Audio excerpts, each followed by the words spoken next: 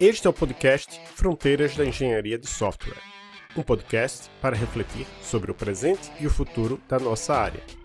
Publicamos mensalmente, entre os dias 15 e 20 de cada mês, episódios em que entrevistamos pesquisadores e pesquisadoras da engenharia de software. Também realizamos palestras que são publicadas em nosso canal no YouTube. Nosso objetivo é levar o conhecimento científico para profissionais da área e para outros cientistas. Escute nossos episódios na sua plataforma de áudio favorita, Spotify, Apple Podcasts, Anchor ou outras, ou ainda no YouTube. Nosso site é fronteirases.github.io. Estamos também no Twitter e no Instagram como @fronteirases. Olá, eu sou Adolfo Neto, professor da UTFPR Curitiba. Estou aqui com a co-host do Fronteiras, Maria Cláudia Emer, também da UTFPR Curitiba. Tudo bem, Maria Cláudia? Tudo bem, Adolfo. Muito feliz aqui, com mais uma entrevista no podcast. E hoje com uma pessoa que a gente chegou a conhecer pessoalmente, né? Que é o Sim, Rodrigo Santos. Só explicando o contexto, o que aconteceu o Simpósio Brasileiro de Sistemas de Informação 2022 aqui na UTFPR Curitiba, né? E o Rodrigo Santos participou. E ele é professor do Departamento de Informática Aplicada, o DIA, gostei muito dessa sigla, né, DIA, professor efetivo e ex-coordenador de 2019 a 2020 do Programa de Pós-Graduação em Informática, PPGI, da Unirio, a Universidade Federal do Estado do Rio de Janeiro. E lá na Unirio, o Rodrigo lidera o grupo de pesquisa em Engenharia de Sistemas Complexos, entre outras coisas, né? Então, Rodrigo, obrigado por ter aceito o nosso convite. Você tem algo a complementar nessa sua apresentação? Primeiramente, boa tarde a todas e todos. Muito obrigado mais uma vez pelo convite, né? Nós estávamos conversando há pouco nos bastidores, né? Antes de começar a gravação. Então, gostaria de agradecer ao Adolfo, Maria Cláudia, Danilo e todo o time, o Léo também, né? Que estava copiado no convite. Tenho grande admiração pelo podcast de vocês. Acho que é uma iniciativa super importante para a nossa área, para uma atualização rápida e, ao mesmo tempo, trazer um certo aspecto informal, né, para que a gente possa conversar sobre assuntos não só da academia, mas também da nossa jornada acadêmica, né, que passa um pouquinho do dia a dia. Complementando um pouco da apresentação, eu sou professor da Unirio, eu fiz o meu doutorado, meu mestrado pela COP FRJ, em Engenharia de Sistemas e Computação. Passei uma temporada na University College London durante o meu doutorado com o professor Anthony Finkelstein, onde eu pesquisei um pouquinho lá no grupo dele com a parte de requisitos, né, em ecossistemas de software. Fiz um pós-doutorado também na COP, antes de me tornar professor efetivo na Unirio. Uma outra coisa interessante que eu também destaco é que, ao longo da minha jornada de pós-graduação, eu também atuei em consultoria e treinamento na Fundação Coptec. Quase 10 anos trabalhando com indústrias, né? Então isso foi muito importante para a minha formação. Então, poder trabalhar tanto na academia como na indústria ajudou bastante a solidificar alguns conhecimentos no tema que eu tenho atuado aí pelos últimos 15 anos, né? Que é ecossistemas de software. Além disso, eu estou como vice-coordenador atualmente da Comissão Especial de Sistemas de Informação da SBC. Fiquei 3 anos como coordenador. Hoje passei o bastão para o Aldrin Fontão, né, que também já esteve aqui em outro podcast. E estou em outras comissões especiais da Sociedade Brasileira de Computação, a Comissão Especial de Jogos e Entretenimento Digital, a Comissão Especial de Engenharia de Software e também como membro efetivo do grupo de Educação e Computação, Grupo de Interesse em Educação e Computação, GI, também da SBC. E as minhas áreas de atuação são ecossistemas de software, sistemas de sistemas, que é uma outra perspectiva que a gente tem para engenharia de software e sistemas intensivos em software, e educação e computação, que é um tema que eu pesquiso, investigo desde a graduação, ainda na iniciação científica, então sempre estou fazendo alguma coisa para ensino de programação, de conceitos de engenharia de software. Então, basicamente, é isso que eu queria complementar para dar um panorama aí dessa minha atuação. Agora, Rodrigo, vamos conversar sobre alguns dos conceitos básicos relacionados ao tema de hoje, que é ecossistemas de software na indústria. Você pode começar explicando para a gente o que são ecossistemas de software? Que eu faço parte da comunidade da linguagem de programação Elixir, e o pessoal usa muito esse termo para representar todos os softwares, bibliotecas, ferramentas relacionados à linguagem de programação Elixir. Então, assim que uma comunidade que eu conheço se refere ao termo ecossistema. Mas qual é a definição, digamos assim, já que você é um acadêmico, qual é a definição acadêmica de ecossistemas de software? Bom, Adolfo, é uma ótima pergunta, né? Na verdade, nos anos 2000, alguns materiais se referiam a ecossistemas de software de uma maneira mais ampla, voltada mais para o contexto de redes de produção de software, fornecedores relacionados com clientes, e isso foi mudando ao longo do tempo, né? Então, em 2003 mesmo, teve um livro do Messerschmitt e Szyperski, até um dos pesquisadores da área de componentes de software, e eles descreviam um pouco dessas relações na indústria, principalmente inspirado na reutilização de software, a emergência dos conceitos da área de arquitetura, modularização, né, os refinamentos naquela época. E mais para o final dos anos 2000, tanto o Slinger Jansen como o Ian Bosch foram dois pesquisadores que publicaram os primeiros artigos acadêmicos na Conferência Internacional de Engenharia de Software, na Conferência Internacional de Linha de Produto de Software, trazendo um pouco desse viés que a gente está entendendo hoje como o mais apropriado para a área. Então, só para voltar um pouquinho no tempo para explicar melhor esse conceito, nos anos 90 para os anos 2000 havia uma grande preocupação em se criar, de repente, um canal de distribuição para que as empresas pudessem comprar os componentes de software e depois os serviços, né, no sentido de ampliar a reutilização. É óbvio que a linha de produto de software é uma área que veio trazendo essa intensificação da reutilização, mas ela ainda estava restrita ao contexto organizacional. Quer dizer, a produção fechada. Em algum momento, com a globalização, com as empresas expandindo, se pensou mais nesse contexto aberto, como é que eu posso abrir a plataforma para que outros desenvolvedores externos possam contribuir. Então, alguns estudos aconteceram, a própria Carnegie Mellon University fez um estudo nos anos 90 sobre esse potencial do mercado de componentes, mas não se falava muito em como operacionalizar isso. As fronteiras estavam fechadas, ou seja, os produtores, desenvolvedores poderiam criar seus componentes de software, seus serviços, publicar em algum lugar e as pessoas, os outros desenvolvedores consumirem para construir aplicações, né? E aí começou-se a entender nos anos 2000 que havia uma cadeia interna de produção de componentes, não era só a relação entre o cliente e o fornecedor, que é o que a indústria de software, né, a gente entende, vamos dizer assim, qualquer pessoa consegue captar essa ideia, mas havia uma cadeia ali por dentro, onde tem desenvolvedores criando pedaços, outros consumindo esses pedaços para produzir pedaços maiores e outros integrando isso para gerar a solução para o cliente. Então a gente começa a problematizar um pouco essa cadeia de produção. E é claro que para você dar visibilidade a esses pedaços, né, a gente precisa ter um canal de distribuição, ter um repositório ou, como alguns preferem utilizar, a biblioteca, que é um conceito mais amplo para produtos já finalizados, onde as pessoas podem buscar isso e criar suas aplicações. E aí, no final dos anos 2000, depois dessa discussão um pouco que se deu aí na reutilização de software, principalmente, de haver a gerência dos artefatos, tentar abrir esse núcleo de artefatos na linha de produto para a comunidade contribuir, aparece ecossistemas de software. E o conceito que a gente tem mais utilizado é ter uma noção de plataforma tecnológica central que interage com o mercado distribuído de software e serviços e que envolve desenvolvedores externos. Então, o termo ecossistema é um sistema que evolui naturalmente, sem tanto controle, sem tanta intervenção.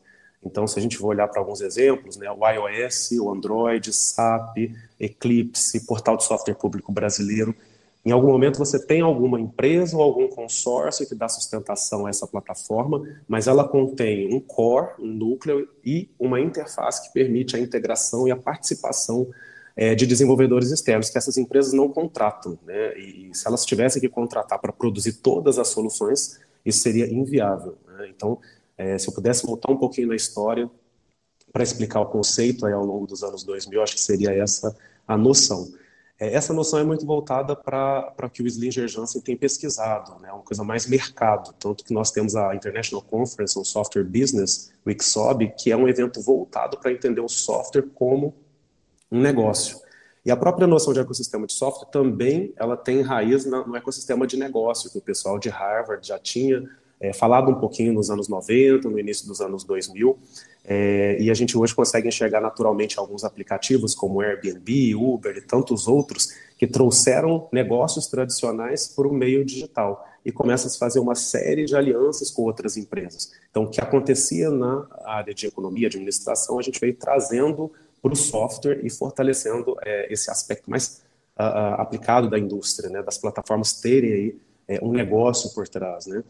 E numa outra dimensão, o Ian Bosch, que é um outro pesquisador da área, ele já é mais no lado ele está voltado ao lado tecnológico, tanto que os primeiros artigos dele trazem um paralelo de linha de produto e ecossistema como sendo um próximo passo, né? Inclusive, depois eu vou comentar mais um pouco sobre isso. E o Bosch tem uma grande preocupação com a arquitetura, né? Como é que você desenha essa plataforma para você garantir alguns aspectos como estabilidade, segurança, principalmente com a participação de desenvolvedores que você não necessariamente terá um vínculo formal, né? Então, difere um pouco da rede de produção de software tradicional. Então, o diferencial de ecossistema é essa possibilidade de você abrir o desenvolvimento para terceiros, sem tanto controle. Certo. E já que o tema é ecossistemas de software na indústria, há alguma diferença entre os ecossistemas de software na indústria e ecossistemas de software no software livre?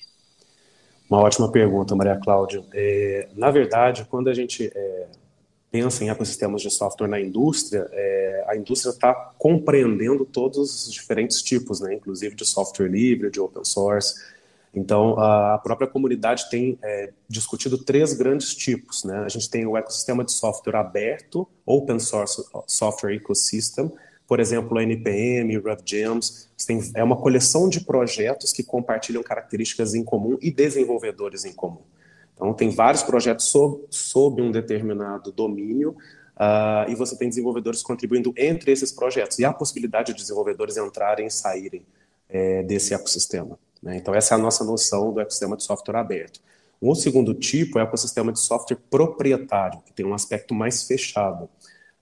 Algumas grandes empresas, né, a gente, vamos dizer, como por exemplo a SAP, você cria aliança com braços locais, né, com as filiais que vão suprir demandas específicas. Então, por exemplo, você tem um modelo de partnership. A SAP, ela sabe quem são os consultores, quem são as empresas que estão provendo serviços em nichos locais. Mas quando você tem um grande cliente, uma grande demanda, a própria matriz é que vai resolver. Então, tem todo um modelo de governança e é mais fechado, mais controlado. Por isso que a gente chama de software proprietário. O software proprietário também pode estar relacionado com alguns ecossistemas de software em empresas brasileiras. Nós temos grandes empresas aqui, sejam públicas ou privadas, que elas adquirem ferramentas, adquirem soluções, usam tecnologias de diferentes fornecedores, grandes fornecedores internacionais, e quando essas grandes empresas elas começam a juntar todos esses sistemas e as suas demandas, essa base de ativos formada também pode ser considerada uma plataforma de ecossistema de software. Então, a gente tem essa visão também até para entender melhor como fazer pesquisa em ecossistema no nosso contexto. Até porque a gente não tem no Brasil grandes fornecedores de grandes plataformas como as que eu citei há pouco, né? E a gente ainda tem um terceiro tipo, que é o ecossistema de software híbrido. Parte dele tem um controle maior, desenvolvimento interno, e parte desenvolvimento externo. É o caso do iOS e do Android, os ecossistemas de software móvel.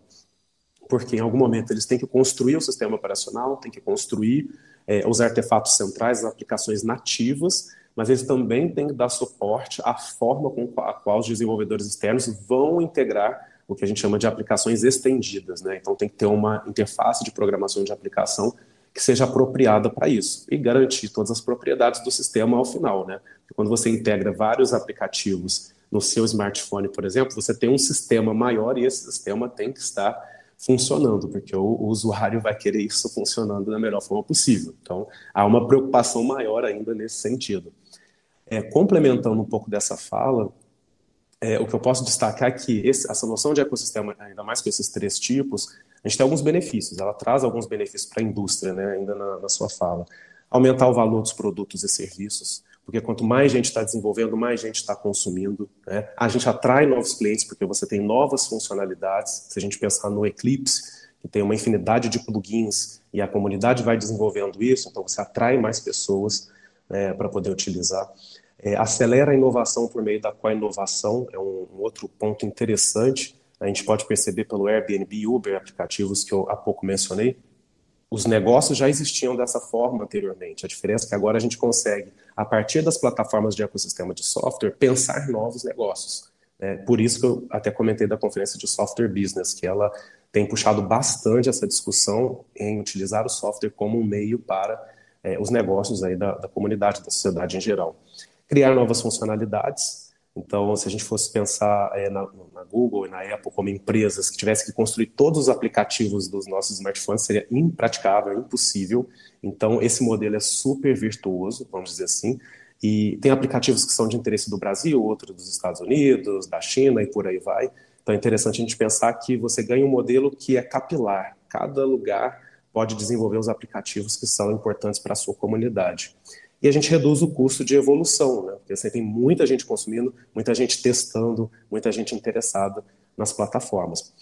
Por outro lado, se a gente leva esse conceito para a indústria, a gente tem alguns problemas, né? Algumas dificuldades. Então, como a gente não necessariamente sabe quem está desenvolvendo, quem está contribuindo, quem está influenciando o ecossistema, gerir o conhecimento dessas redes é algo complicado. Então, de repente, algum padrão está sendo disseminado no desenvolvimento de software, algum comportamento de desenvolvedor, algum problema de segurança está sendo iniciado em alguma aplicação, em alguma evolução mesmo da plataforma, né, do sistema operacional ou a tecnologia central.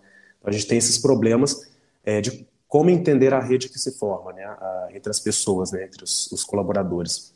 A questão da arquitetura é um outro problema crítico também.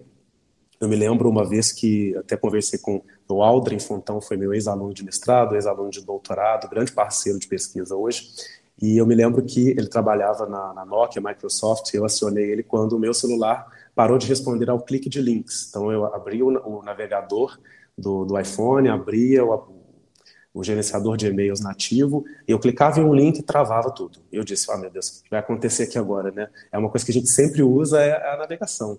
E aí eu acionei o Aldrin disse, amigo, espera um pouquinho que em 7, 10 dias você vai ter um retorno da Apple. E não deu outro, em 7, 10 dias estava lá uma atualização do sistema operacional para corrigir esse defeito especificamente.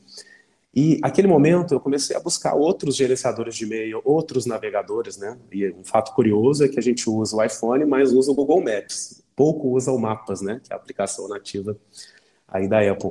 Então é uma ocasião onde se algum problema acontece na arquitetura ou na plataforma, tanto a comunidade de desenvolvedores como a comunidade de usuários, ela pode fazer uma migração. Então esse é um outro problema que também acontece nesses negócios que tem aí uma falta de um controle maior, né? Lidar com a diversidade de licenças é um outro ponto, que a gente agora adquire um aplicativo, eu posso adquirir por um certo período de tempo, é a mesma noção que a gente está tendo com os livros, né? Você não precisa comprar um livro físico, você pode comprar um livro virtual e utilizá-lo por um determinado período, e ter uma tarifação diferenciada, né? Então, no desenvolvimento de software, isso também está sendo alterado com o conceito de plataforma. Outro problema que a gente enfrenta na indústria é a questão de coordenação de requisitos. Qual requisito que eu tenho que desenvolver? Aquela aplicação, o que eu preciso fazer agora de diferente para liberar para a comunidade de usuários, né? Fica sempre aquela expectativa, né? Será que, por exemplo, se você olhar para os aplicativos de banco, né? Cada empresa está fazendo atualização no seu, e se um banco ficar para trás, como é que vai ficar a opinião do seu cliente, né? Então está tudo muito tecnológico. Então, essa identificação de requisitos, esse tratamento de requisitos é algo também muito complicado, com tanta demanda e com tanto tipo de usuário, né? E, para finalizar, a questão de tomada de decisão. Em alguns eventos que eu já participei, né, lá no início dos anos 2010, a gente tinha o International Workshop on Software Ecosystem, e eu me lembro do Bala Ayer apresentando uma rede de M-Payment, né, que é o ecossistema de software de pagamento por aplicativos móveis, né? Na Europa, colocava vários players, grandes players da indústria, se comunicando com várias empresas que provêm tecnologias, e era muito difícil entender aquele grafo. Inclusive, foi uma provocação que ele fez. Vários tipos de nós, várias cores, várias relações. Então, fica muito difícil como representar um ecossistema e utilizar aquilo para tomar uma decisão.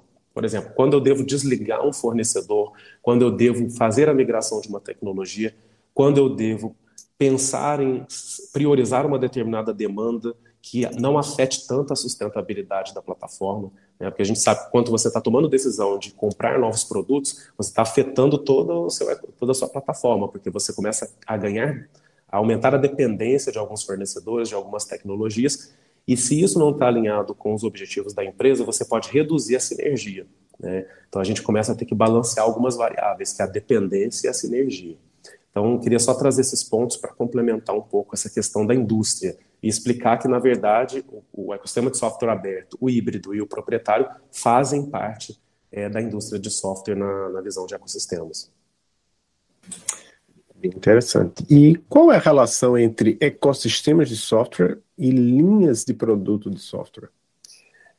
Ótima pergunta também, Adolfo. E essa pergunta eu consigo responder lembrando de 2009, no Simpósio Brasileiro de Qualidade de Software, quando o Ian Bosch esteve no Brasil. Ele veio ao Brasil, se não me falha a memória, em junho, e a palestra dele foi exatamente a saída de linha de produto em direção aos ecossistemas de software.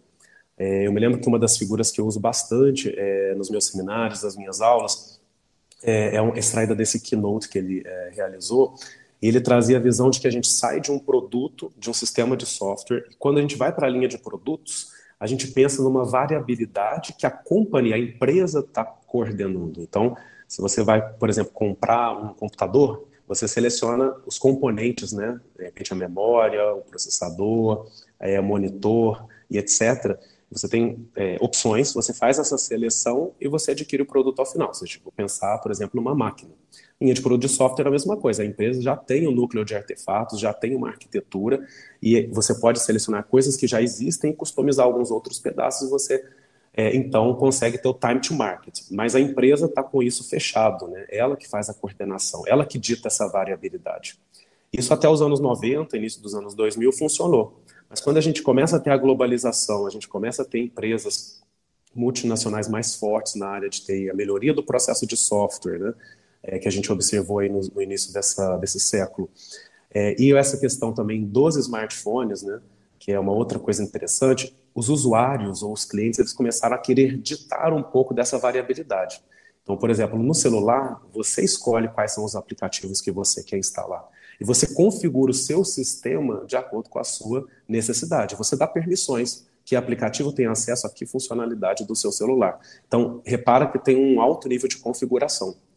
Esse mindset, ele está nas pessoas no dia a dia. Tá, obviamente, as pessoas que adquirem software. Então, as empresas começaram a querer ditar essa variabilidade, ou seja, não é só a empresa fornecedora de software que vai dizer aonde o produto vai variar e ela fazer essa implementação. Não. Uma empresa consumidora, ela quer adquirir o produto de software, quer poder permitir que outras pessoas, outros grupos, outras empresas façam essas customizações. Então, essa mudança da variabilidade dirigida pela organização que produz software para a variabilidade dirigida pelo cliente é o que leva ao conceito de ecossistema. E é isso que o Ian Bosch comentou. As empresas deveriam abrir o núcleo de artefatos. Obviamente, isso não pode ser feito de uma maneira descontrolada, apesar de ecossistema requerer um certo nível de não controle, vamos dizer assim. A empresa tem que pensar muito bem qual parte do núcleo de artefatos ela vai abrir para que outras organizações façam essas extensões. A gente percebe mesmo que no Eclipse, em algum momento ele era uma ferramenta mais pesada, com várias funcionalidades, e um dos estilos arquiteturais que emergiram, a arquitetura baseada em plugins, exatamente veio dessa noção de que você tem que emagrecer o core, deixar um produto light, e aí você permite que o usuário selecione os plugins que ele deseja ali para trabalhar, né? Então, percebam que nos anos 2000 para os anos 2010, esse foi o mindset que veio acontecendo, e isso afetou a indústria de software. Então, é muito difícil você amarrar um cliente numa solução se você não der permissão para que ele possa fazer extensões, integrações, sem que dependa dessa empresa que está vendendo. Então, é um modelo mais aberto, ainda que haja partes fechadas.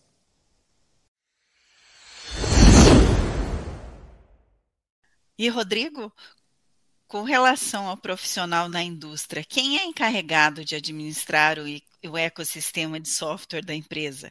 Existe alguma função específica para isso? Bom, eu vou retornar a essa questão com o ponto dos 3 papéis que nós temos em ecossistemas de software, né? O primeiro é o Keystone, a organização central, que é a empresa responsável por fornecer a plataforma tecnológica e justamente atrair a comunidade de desenvolvedores. E aproveitando esse link, a comunidade de desenvolvedores externos ou terceiros seria o segundo papel representativo em ecossistemas de software. E o terceiro é a comunidade de usuários, aqueles que se beneficiam dos produtos gerados pela plataforma e as suas extensões. Então, nesse tripé de papéis, o papel central, aquele que cuida da plataforma, que mantém a plataforma, é o Keystone, ou organização central. A gente pode pensar, por exemplo, no iOS como sendo a Apple, no Android, Google, a SAP, própria solução da SAP, a Eclipse Foundation, que é o consórcio para o Eclipse, e assim sucessivamente. Mas é claro que a organização central ela não faz isso sozinha. Ela precisa de um conjunto de desenvolvedores internos para cuidar do sistema operacional e também da API, que permite essa comunicação com as extensões construídas pelos desenvolvedores externos, e também a necessidade de alguns papéis que capacitam e treinam a comunidade. Isso até foi tema de pesquisa, de tese de doutorado do Aldrin, que é o papel do evangelista, né? Aquele que vai ser uma ponte da empresa, dessa organização central, levando conhecimento para potenciais desenvolvedores. Acontece muito nos modelos das grandes empresas de ecossistemas de software móvel, de ter esses profissionais que vão para as universidades, vão para institutos de pesquisa, para treinar novos desenvolvedores, para que eles possam construir aplicações, não necessariamente na linguagem ou no sistema para o sistema operacional de uma ou de outra empresa, mas de várias. E o intuito é você engajar a comunidade, né? Inclusive eles têm metas, têm brindes, têm todo um modelo de negócio para capilarizar, né? Como comentei há pouco tempo atrás, esse cenário da globalização do desenvolvimento de software permite com que você tenha essa expansão e capacite e treine pessoas de diferentes lugares para dar suporte à plataforma. Então, se eu pudesse responder a sua pergunta, eu voltaria aí ao papel da organização central, Maria Cláudia. Certo. E aí tem uma pergunta complementar, né? Você acha que no futuro teremos profissionais apenas focados nessa área dentro das empresas? Então, ecossistemas de software remete ao conceito de visão sistêmica, né? A visão sistêmica, ela é algo complicado, muitas vezes, porque a gente está acostumado a fatorar as coisas, né? Também vou retornar aos anos 80, anos 90, onde a gente pega alguns livros da área de reutilização de software e a gente consegue enxergar assim, quais são os fatores técnicos e quais são os fatores não técnicos. Inclusive, a gente utilizava a expressão não técnico, uma negação do fator técnico. Então, alguns estudos da área de informática e sociedade, um olhar sociotécnico na engenharia de software, eles discutem que, na verdade, você tem algum problema, uma falha de projeto, uma falha de sistema, isso tem alguma natureza que não é técnica, né? Então, há uma discussão forte sobre absolver o lado técnico em detrimento das demais perspectivas. Então, a visão sistêmica ela vem para integrar coisas, né? Para que a gente, até tenha a metáfora, né? É um tecido sem costuras, que a gente consegue enxergar sem fatorar em pedaços. Então, as empresas cada vez mais vão ser demandadas a entenderem essa rede que se forma entre as organizações, não só com os clientes, mas com seus fornecedores e fornecedores de fornecedores, para saber como elas podem sustentar as suas plataformas. Como elas não conseguem trabalhar mais sozinhas, elas precisam entender o que está acontecendo, tanto no aspecto de negócio, como no aspecto pessoas ou social, e também no aspecto tecnológico de maneira integrada. É o que a gente até chama de tripé, né, as 3 dimensões de ecossistemas de software: técnico, negócio e social. Em algum momento isso se confunde um pouco até com elementos da engenharia de software, elementos de sistemas de informação. Até na área de sistemas de informação a gente utiliza esse tripé: pessoas, processos, organizações e tecnologias.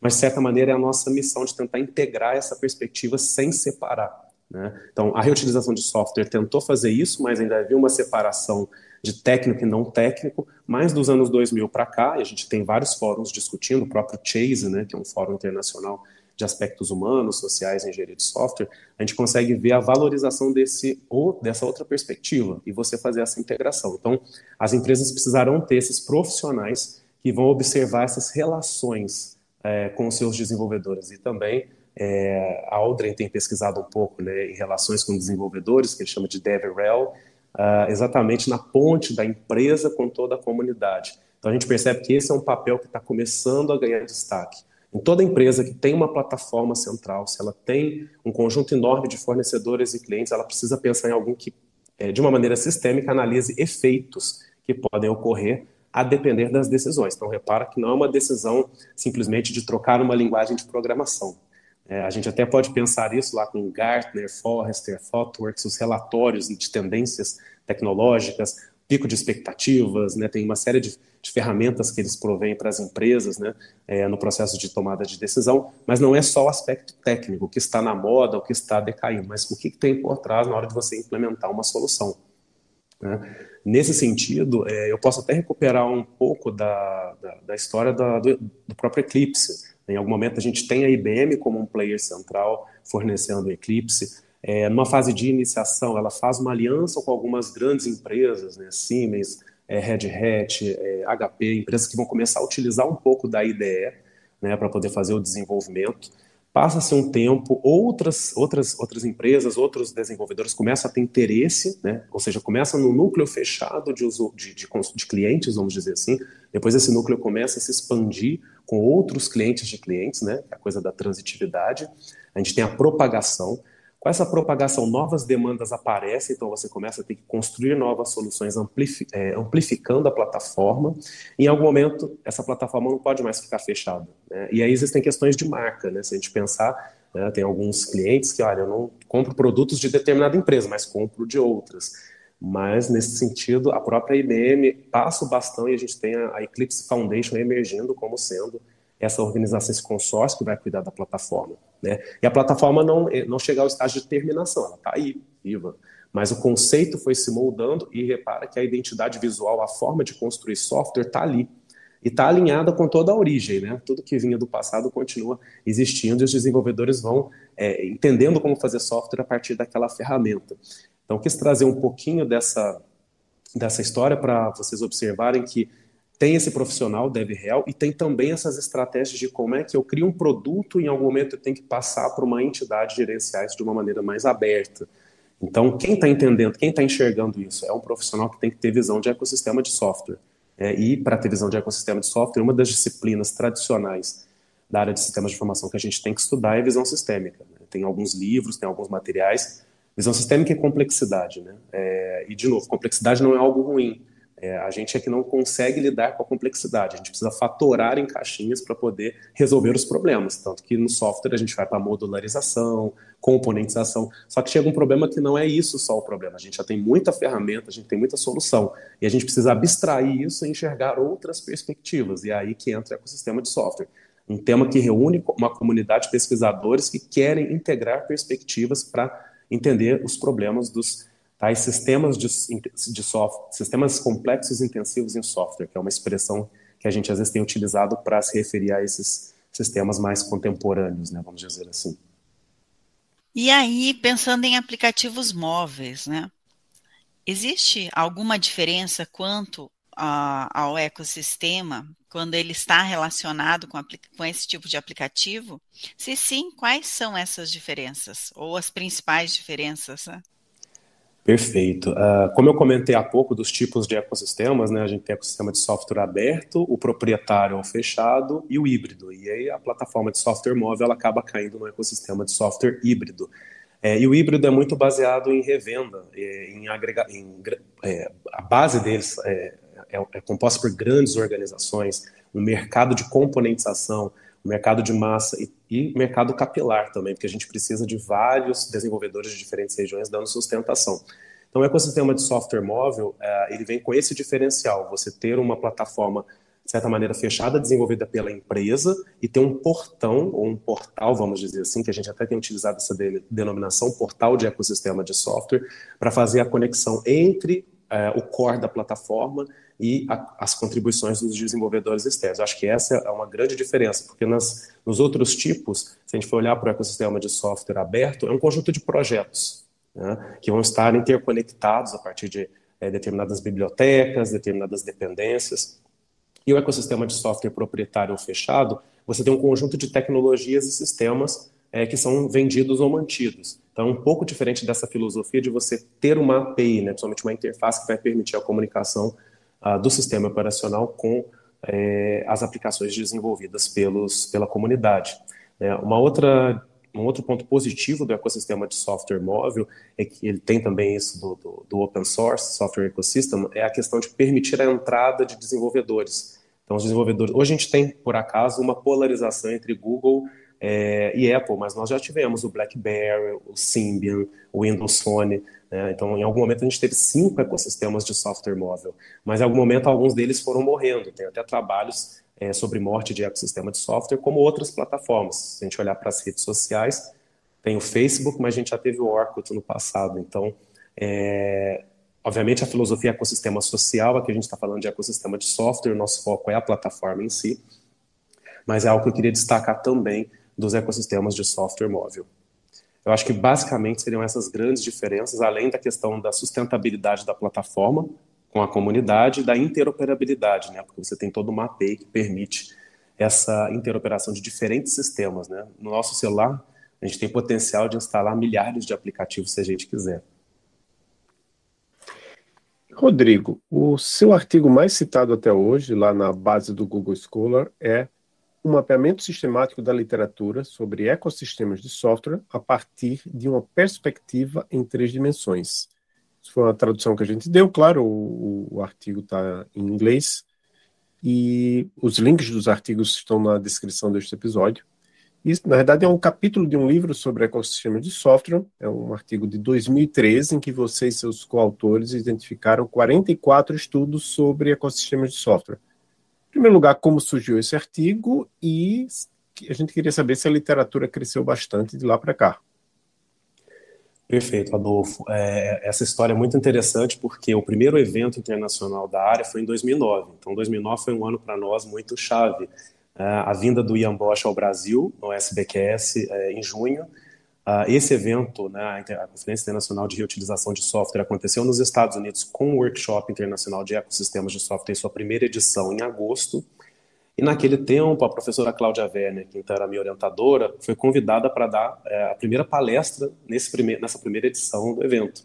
E foi bastante interessante porque, ao conversar com o Ian Bosch no SBQS, explicando um pouco da minha pesquisa de mestrado, que era voltada para mercados de componentes de software, como criar um canal de distribuição, a gente nem pensava muito naquela época na Apple Store, por exemplo, ou nas App Stores em geral, mas eu já estava pensando um pouco como operacionalizar esse mercado de componentes numa plataforma.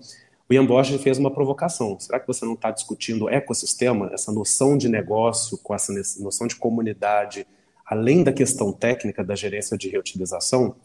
E além disso, você está pensando na gerência de utilização para dentro ou para fora da organização, sabendo que as organizações atuam em rede. Então ele foi começando a conversar comigo no simpósio. Eu expliquei um pouco dos nossos projetos da época, né, das nossas pesquisas, e aconteceu esse link que a Cláudia eventualmente foi descoberta para dar essa palestra sobre o assunto. Ou seja, a gente fazia ecossistemas e não sabia que estava fazendo. Então eu terminei o mestrado com um ganchinho sobre o futuro, né? A gente falava de Software Economics, do Barry Bean, dos anos 80, falávamos do Value-Based Software Engineering dos anos 2000, do Stephen Biffle, e a gente começava a projetar, então, o próximo passo nessa dimensão econômica da engenharia de software como sendo os ecossistemas de software. E aí, naquela ocasião, a gente conseguiu participar no ano seguinte, 2010, com publicações no IWSECO, que é o acrônimo desse workshop internacional, e em 2011 também. Em 2011, a professora Karina Alves, da UFPE, junto com o então mestrando Olavo Barbosa, apresentaram um primeiro trabalho, um mapeamento sistemático sobre ecossistemas de software, né, na terceira edição do workshop. E nós, na COP, estávamos fazendo também um mapeamento com base em tudo que foi publicado nesse workshop. Em algum momento a gente sentou, o professor Slinger Jansen, da Utrecht University, verificou que nós tínhamos trabalho, ele tinha sido um dos primeiros autores de um artigo na Near Track do ICSE, então nos convidou, vamos fazer um trabalho junto, integrar os nossos esforços, já que os 3 grupos estão atuando em mapeamento. Então, a evolução do meu trabalho do IWSECO, com a evolução do trabalho da professora Karina e Olavo, também do IWSECO, e a visão do professor Slinger Jansen, formou esse capítulo, né? Tanto que não temos só o mapeamento com os 44 estudos, mas também a classificação nas 3 dimensões, técnica, negócio e social, e um conjunto de 6 desafios, né? Então, passados 10 anos, muito da pesquisa que eu tenho feito tem sido calcada naqueles desafios apontados por esse material. E até hoje esse é o livro que ficou de referência para a área, que tem contribuição de vários autores internacionais, né, um livro de 2013, e ele também vem 10 anos depois do livro do Messerschmitt Zypersky de 2003, quando eles chamaram o livro de ecossistemas de software, mas não tinha essa filosofia do desenvolvimento fora da organização, e sim das redes de produção tradicionais. Então essa é uma história bem interessante que eu gosto de contar. Tive a oportunidade de ir à Wiksob, a Conferência de Software Business na Finlândia, em 2019, e apresentar um pouco da pesquisa na conferência que eu estava fazendo para o Slinger Jansen e para o Ian Bosch. E aí o Ian Bosch até comentou comigo: e aí, Rodrigo, foi boa a nossa conversa tempos atrás? Eu falei: não, foi ótimo, professor, porque esses últimos 15 anos tenho trabalhado no tema e tem sido bastante virtuoso, né, abrir essas fronteiras da engenharia de software, né? Mas não sei se você acabou respondendo ou não, mas a literatura cresceu bastante de lá para cá? Obrigado, Adolfo, pela lembrança. Um ponto que eu gostaria de destacar é que em 2013 houve também a publicação de um outro mapeamento sistemático pelo Constantino Manikas, da Universidade de Copenhague, e ele publicou na mesma ocasião que a gente publicava o capítulo de livro. Então, naquele ano, a gente percebe que existem dois mapeamentos. Ele analisou em torno de 90 estudos naquela época. Isso em 2013. Em 2016, ele publica de novo no Journal of System Software um estudo longitudinal, ou seja, ele reexecutou o protocolo e ele conseguiu encontrar 231 estudos. Então, uma das justificativas foi que, em torno de 2 anos e meio, 3 anos, mais que dobrou o número de estudos incluídos para caracterizar o tema. E essa quantidade de estudos tem aumentado bastante nos últimos anos. Tanto é que não só o SBES, né, o Simpósio Brasileiro de Engenharia de Software, tem como um dos tópicos ecossistemas de software, como nos últimos 3 anos o próprio ICSE, né, a nossa maior conferência da área, também tem um tópico separado entre os tópicos de interesse, que é ecossistema de software. E a gente tem tido muita publicação em special issues, né? Tem um workshop internacional que eu vou falar mais à frente, né, ao final do podcast, que é o nosso workshop internacional de engenharia de software para ecossistemas de software e sistemas de sistemas, que a gente até agora fez uma special session com Information Software Technology, convidando os melhores trabalhos do workshop. Então, a gente está tendo uma produção alta na comunidade, vários grupos se formando, né? E a sua pergunta até instiga estudos de que grupos são esses agora, passado esse tempo, né? Em torno de 13, 14 anos, que o tema começou a ser mais discutido na comunidade. Olá, pessoal. Um intervalo só para avisar que eu e Maria Cláudia estamos também no Emílias Podcast, Mulheres na Computação, em que entrevistamos mulheres de diferentes perfis que atuam na área de computação. E eu estou também no Elixir em Foco, um podcast dedicado à linguagem de programação Elixir, uma linguagem criada pelo brasileiro José Valim e utilizada no mundo todo. Os links para estes 2 podcasts estão na descrição do episódio. Você publicou com Aldrin Foltão, né? E que já foi entrevistado aqui pelo Fronteiras, no episódio 23, sobre DevRel. Você foi orientador dele também, né? Co-orientador, pelo que eu vi. E você já comentou isso também aqui durante a nossa entrevista, né? Essa co-orientação foi na tese de doutorado com o título Exploração de Repositórios em Ecossistemas de Software Móvel a partir de uma perspectiva de governança. Aí eu perguntaria para você quais foram os principais achados, né, dessa tese. É bem interessante recordar isso, Maria Cláudia. Foi uma parceria com o professor Arilo Dias Neto, da UFAM, Universidade Federal do Amazonas. Tanto no mestrado do Aldrin como no doutorado do Aldrin, estive como co-orientador, mas a gente trabalhou muito junto, né, era uma jornada bem intensiva, foi uma ótima experiência, né, a nossa parceria.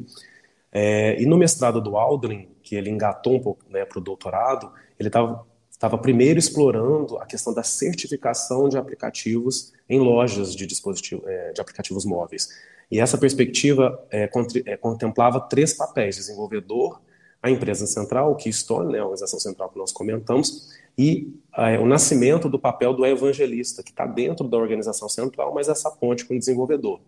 E aí, no doutorado dele, ele observou que esse papel do evangelista ganhava uma certa importância nessa ponte com a comunidade, e que isso não era só você fazer treinamento e capacitação, mas também manter uma relação com a comunidade, ouvir a comunidade, saber como acolher as necessidades, saber como lidar com essas necessidades e deixar isso implementado na plataforma.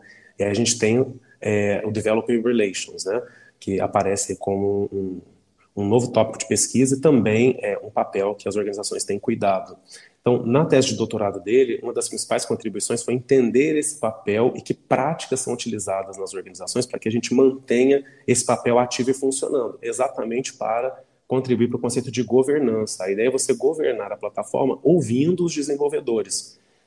Isso me recorda um pouco de um exemplo da plataforma Python, né? Aproveitando que o próprio Adolfo comentou sobre linguagem de programação há pouco. Em algum momento, Python evoluiu de uma plataforma 2 para 3 e algumas bibliotecas deixaram de funcionar. É uma das histórias que alguns professores da engenharia sempre contam, eles mantinham a utilização lá nas suas disciplinas da plataforma 2, e como as próprias bibliotecas e extensões são contribuições da comunidade, fica aquela pergunta, como que a plataforma evolui e o que funcionava deixa de funcionar sem que aqueles que construíram sejam notificados ou tenham conhecimento desse tipo de procedimento. Então, como eu comentei no iPhone, né, no momento onde algo parou de funcionar no dispositivo, eu poderia ter migrado para uma outra plataforma, a mesma coisa acontecia numa linguagem de programação. De repente, os desenvolvedores poderiam migrar para uma outra linguagem, no Ruby, por exemplo, para poder sair um pouquinho e contribuir para outro lugar onde eles seriam ouvidos ou não haveria esse problema de instabilidade da plataforma.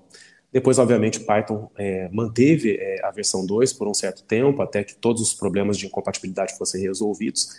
E esse foi também um dos pontos que nós discutimos na tese do Aldrin. Como é que a empresa pode implementar essas práticas, uma vez que a gente descobriu, com base em vários estudos experimentais e também estudos da literatura, mas que elas implementam essas práticas visando essa governança e que mantém a saúde do ecossistema. É um outro conceito que a gente traz também, né? Mas a saúde basicamente é você manter o ecossistema produtivo, manter o ecossistema robusto, sem perturbações, né? Sem evasão de desenvolvedores, sem problemas de bugs, né, na plataforma em si, e também que propicia a criação de nichos, ou seja, grupos de desenvolvedores que vão desenvolver aplicações específicas ou vão se reunir para criar uma subcomunidade, né? Então, basicamente, isso é a saúde, esses três elementos. Então, o foco do Aldrin foi nessa questão das práticas, né? Mas, obviamente, para chegar até ali, então, uma das contribuições dele está no pacote experimental.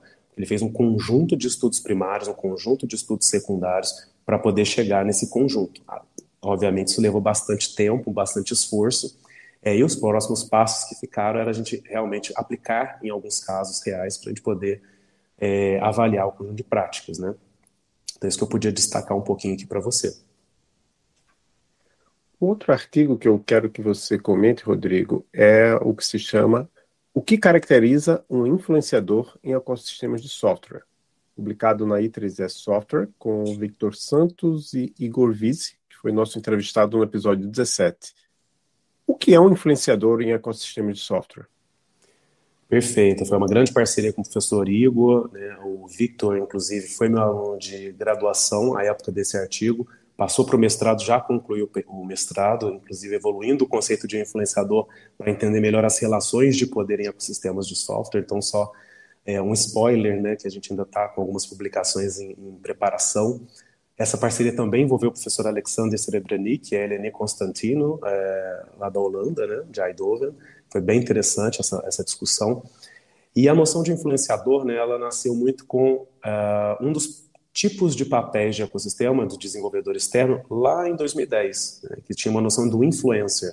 É aquele que participa do ecossistema espalhando alguns comportamentos, espalhando alguns padrões, influenciando outros desenvolvedores em algumas ações. E a gente foi tentar observar até no dicionário o que era o conceito de influenciador, né?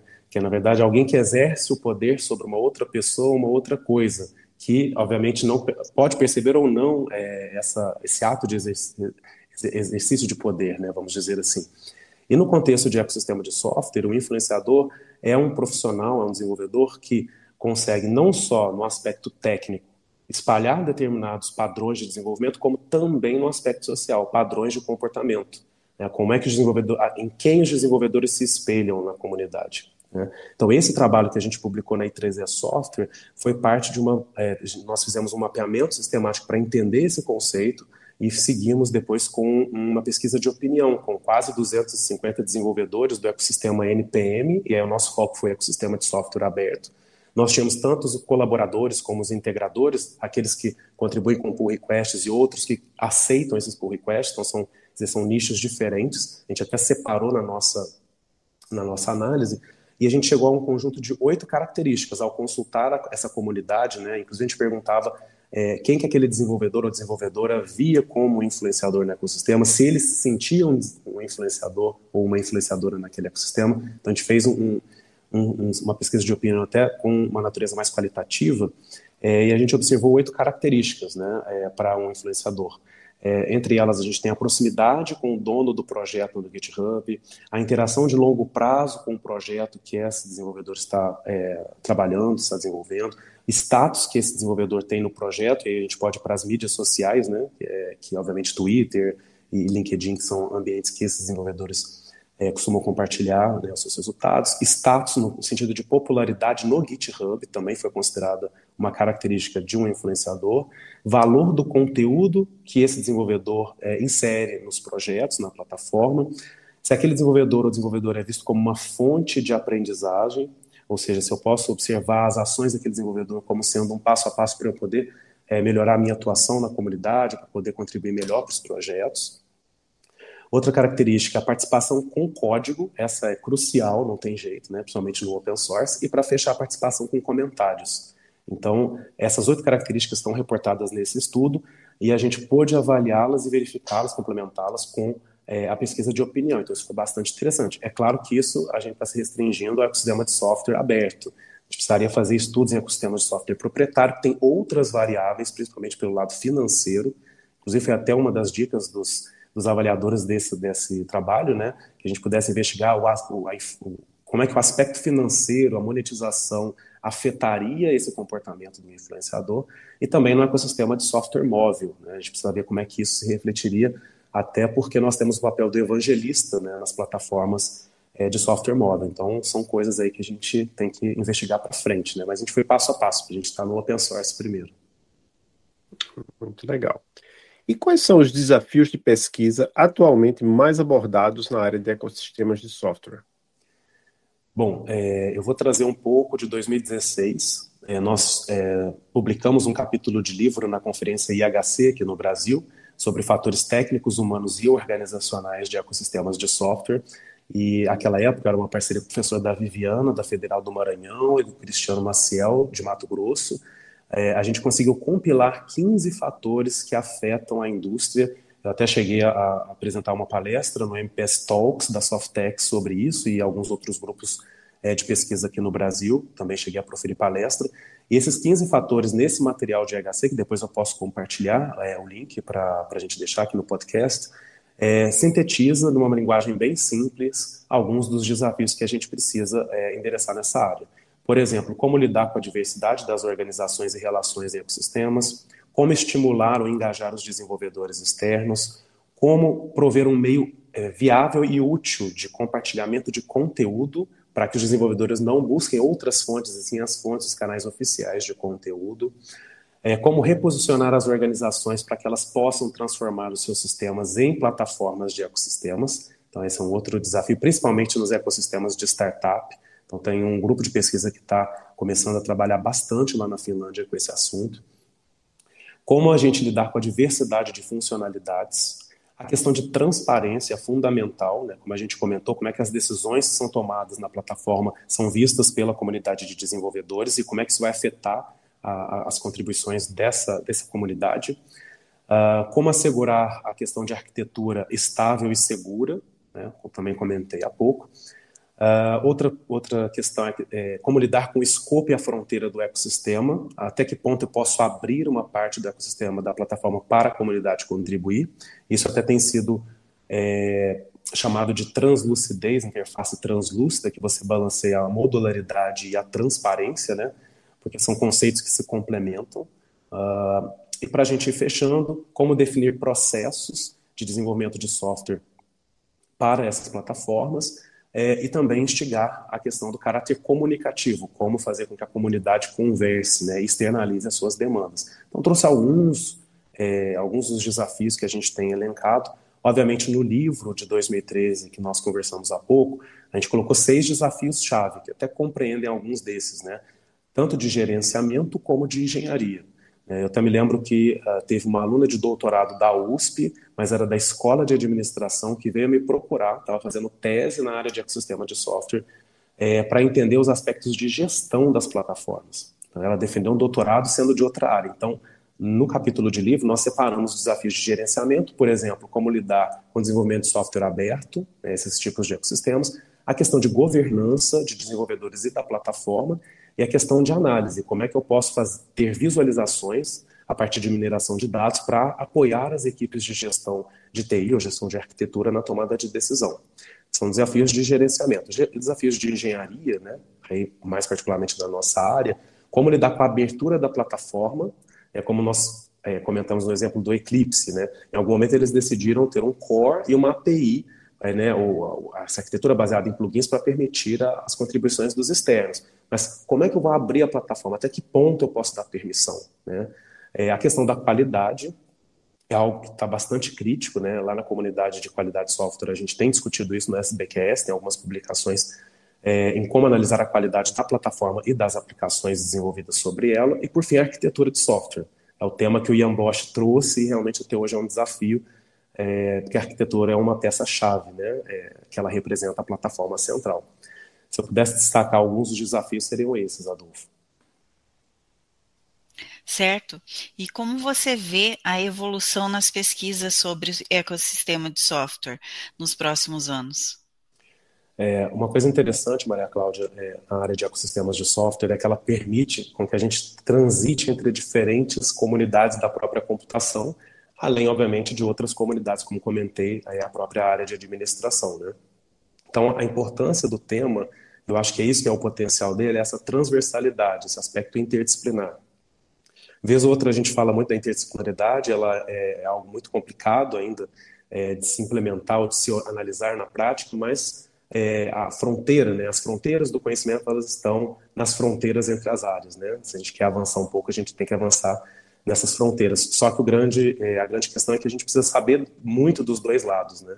Então, quando eu estou trabalhando no meio, eu preciso conhecer dos dois lados, senão vai ficar um lado um pouco melhor, o outro lado um pouco pior. Então, a gente tem que tomar certo cuidado. Então, eu vejo muito, por exemplo, a integração, né, como fronteira com o IHC, para a gente entender a experiência do desenvolvedor, né, como a gente tem o Developer Experience, né, que vem de User Experience, é um tipo de usuário, é o desenvolvedor, então como a gente explorar esse potencial da experiência do desenvolvedor, para isso investigar o tal do portal de ecossistema de software, que é exatamente o site, um ambiente que permite essa comunicação entre o desenvolvedor e a organização central, é onde ele vai buscar informação, onde ele vai buscar documentação, onde ele vai buscar instruções de como contribuir.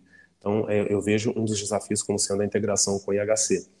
Eu também vejo outro desafio como sendo a gestão de demandas, né? Recentemente a gente até teve uma palestra do professor Marco Túlio que falou um pouco sobre a questão dos requisitos, né? O termo requisito, como é que ele está se transformando, né, ao longo do tempo, lá no Simpósio Brasileiro de Engenharia de Software. E aqui na área de ecossistemas a gente também pensa como lidar com essas demandas que emergem, né?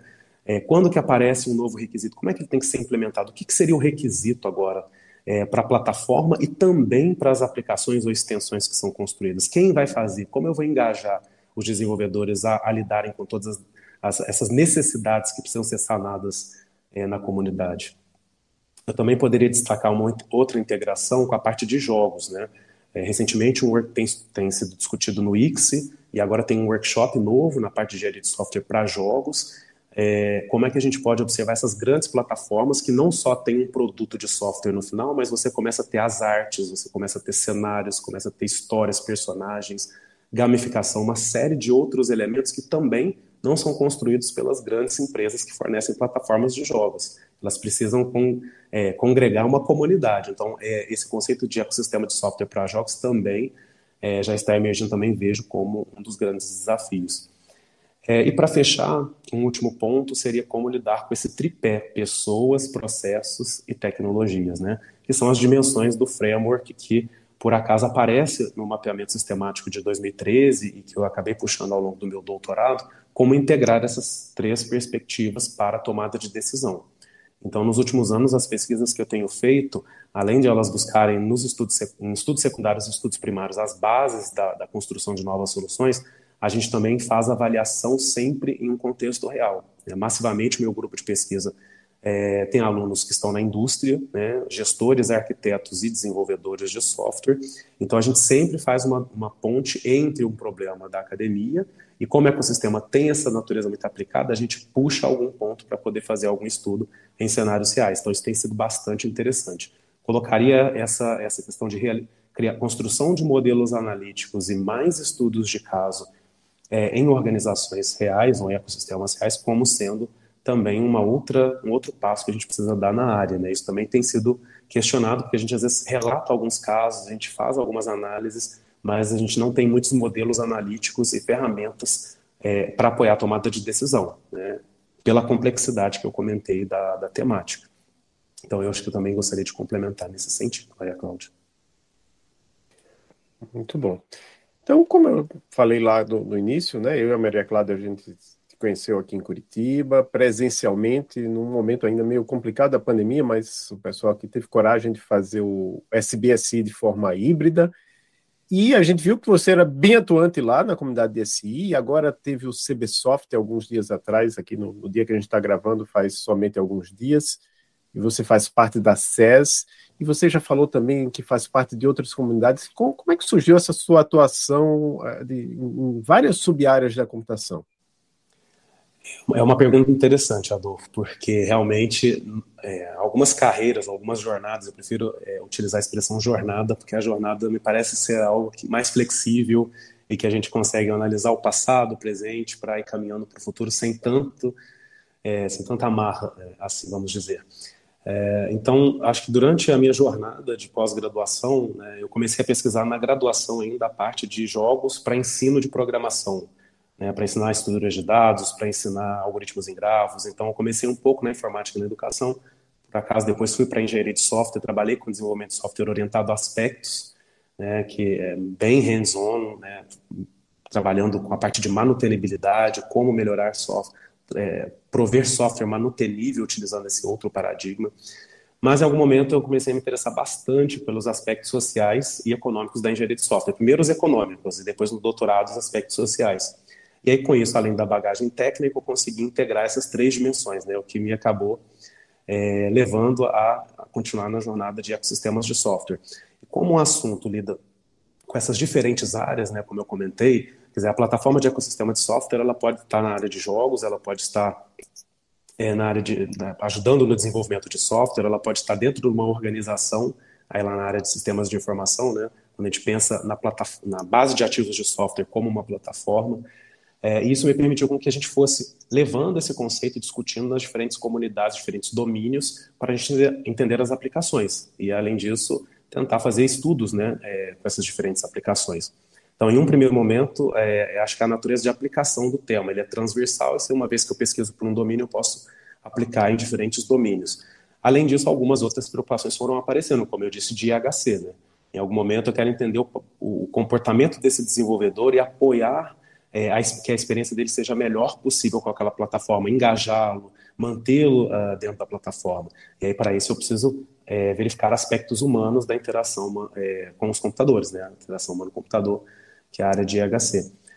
Sistemas de informação, eu comecei em 2010, né, entre as primeiras edições do evento, inclusive, foi lá em Marabá, no Pará, dando um mini curso sobre ecossistemas educacionais. Naquela época, já começando a discutir um pouquinho de portais para desenvolvimento de experimentos na educação, e depois avancei para um mini curso no ano seguinte. Então, em SI eu já tenho uma atuação um pouco mais antiga, e no SBES, a primeira vez que participei foi em 2006, né, 2007 apresentando um artigo, mas ainda em aspectos. Depois é que eu fui me deslocando um pouquinho para a parte de reutilização, componentes, até chegar nos ecossistemas. Então, o que eu consigo responder nesse sentido é de que a temática ela tem essa transversalidade, né? Tanto é que nós também criamos, né, estou como presidente do comitê diretivo do workshop CESUS, que acontece no ICS, né, nossa nova conferência de engenharia de software, que cuida da engenharia de software para sistemas de sistemas e ecossistemas, e também atuo no comitê diretivo do WOSHES, que acontece no Congresso da Sociedade Brasileira de Computação, que é um workshop de aspectos sociais, humanos e econômicos de software. Então, acredito que essas preocupações integradas me levaram a atuar em diferentes comunidades. Então, basicamente, eu estou em HC, engenharia de software, jogos e sistemas de informação, que são as maiores, né? Mas tenho ainda o meu pezinho em educação em computação, que é algo que, vez ou outra, tem algum aluno de TCC ou de mestrado que quer fazer um jogo educacional, ou quer pesquisar algum aspecto de ensino, a gente está trabalhando junto. Legal. E como você falou a respeito da sua jornada, né, a gente também percebe que você colabora com muitas pessoas. Basta dar uma olhada nas suas publicações. e recentemente esteve visitando alguns dos seus colaboradores em loco, né? Dá para ver as fotos em seu Twitter e LinkedIn. Qual é a importância da colaboração para você? Colaboração é uma palavra muito especial, né? Eu costumo dizer até no meu laboratório, lá ABS, com os alunos, que a gente precisa colaborar e que a gente precisa se comunicar, né? Então, eu deixo com eles um canal super aberto para a gente sempre, se tiver algum problema, conversar, e ao mesmo tempo a gente não faz pesquisa sozinho. Então, durante a pandemia, né, foi um momento muito crítico, né? Nós ficamos 2 anos fazendo reuniões remotas, não se encontrando. O laboratório chegou a ter 23 alunos, sendo em torno de 10 de doutorado, 8 de mestrado e mais alguns de iniciação científica, iniciação em extensão, TCC. A gente conseguiu manter o grupo firme porque uns ajudam os outros, né? Às vezes a pessoa está fazendo uma pesquisa, por exemplo, em requisito, mas ela está participando de um estudo de alguém que está fazendo uma pesquisa em governança, né? Então esse aspecto do grupo é muito importante. E eu penso que na ciência a mesma coisa acontece, né? Como o tema ecossistema de software é transversal, quando eu vou para a área de IHC, eu preciso conversar com alguém de IHC para a gente poder alinhar os conteúdos. Eu vou aprender e vou ensinar, né? A mesma coisa com jogos, a mesma coisa com SI, a mesma coisa com engenharia de software. Embora engenharia de software e SI são as minhas áreas mais assim de base, né? Então fica mais fácil, mas com as outras eu preciso conhecer um pouco. E eu fiquei muito feliz, né? Agora, com várias defesas que aconteceram, a gente teve em torno de 16 defesas nesse período da pandemia, então foi muito especial para mim. E passado o pior momento, vamos dizer assim, da pandemia, a gente tinha um projeto que estava prevendo essas visitas técnicas de colaboração e finalmente a gente pôde executar ele agora, né? Quase nos 45 do segundo tempo. Então tem sido uma experiência fantástica. Eu pude visitar a Universidade Federal do Amazonas, com a professora Tayana, professor Bruno, lá no norte, pude ir para a PUC Rio Grande do Sul, com a professora Sabrina, professor Dalvan, pude ir para a Federal do Maranhão, professor Davi, professor Luiz Rivero, a USP São Carlos, com a professora Elisa, a professora Camila, o professor Maldonado. Ainda tem uma visita para a Federal de Goiás, com o professor Valdemar, né, que são parceiros que a gente tem orientado e co-orientado alunos, seja na Unirio, seja nas outras instituições, e a gente mantém reuniões semanais. Então é uma colaboração, assim, algumas delas semanais, outras quinzenais, outras mensais, mas são colaborações bem ativas e a gente aprende muito. Então, assim, um dos segredos, além da pesquisa na fronteira de áreas, está na colaboração, porque a gente não vai saber tudo sobre um tema, principalmente quando a gente está na fronteira. Então, a importância da colaboração está nessa troca de conhecimento, então, que é crucial até. Se eu fosse não seguir o conselho de casa de ferreiro espeta de pau, né, na área de ecossistemas a gente precisa colaborar porque a própria natureza do ecossistema é colaborativa, então eu prefiro não seguir esse ditado. Então acho que essa é a importância. E os meus alunos atuais e os ex-alunos, aqueles que já estão formados de doutorado, de mestrado, eu percebo que eles também vão colaborando com outros parceiros, fazem rede, e eu fico muito orgulhoso de ver isso.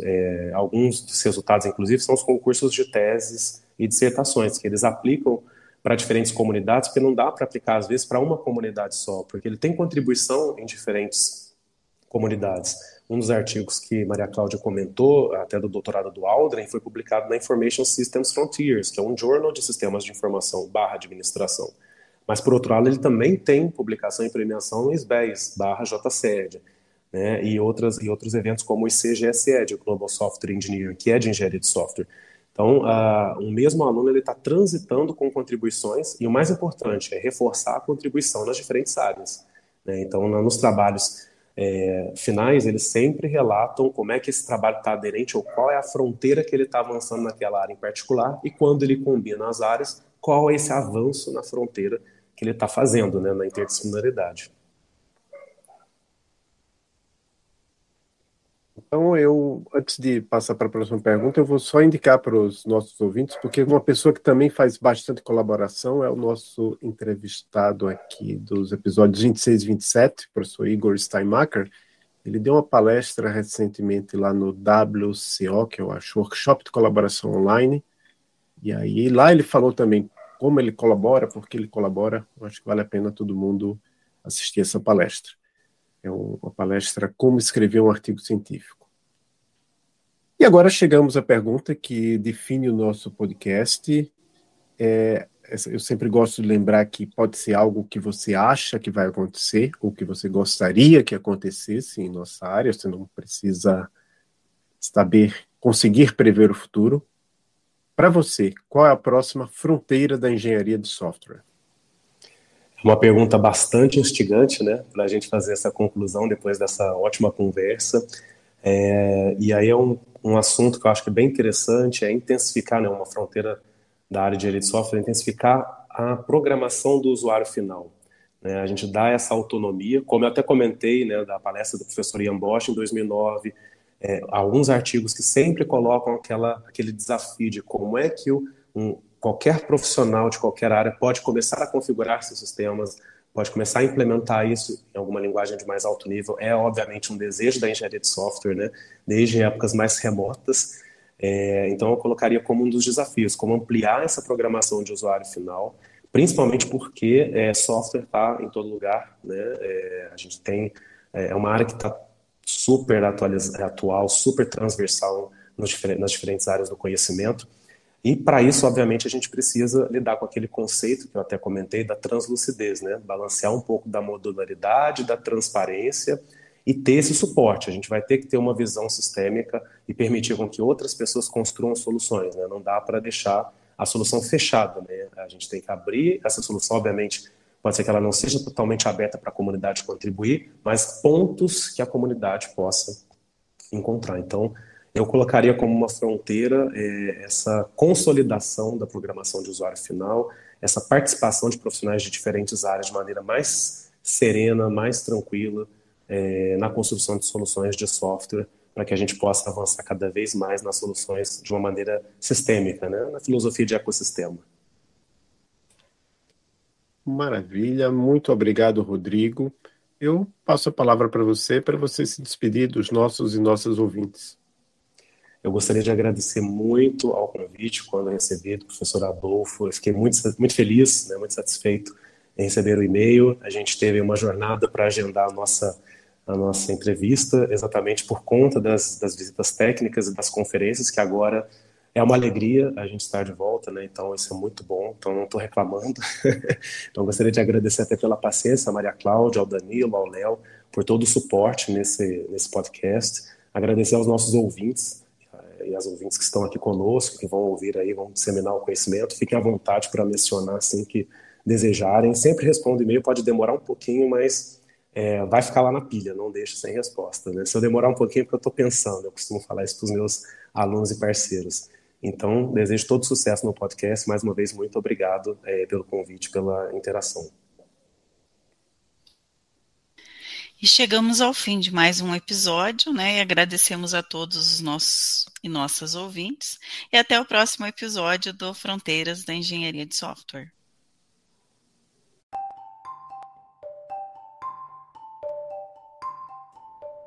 Este é o podcast Fronteiras da Engenharia de Software, episódios mensais com pesquisadores e pesquisadoras da área de engenharia de software no Brasil e no mundo. Nossa equipe é Fábio Petrillo, Danilo Monteiro, Leonardo Fernandes, Adolfo Neto, eu, Maria Cláudia Emer, Miriam Rodrigues da Silva, Ítalo Santos e Diego Andrade. Estamos no Twitter e no Instagram como @fronteirases.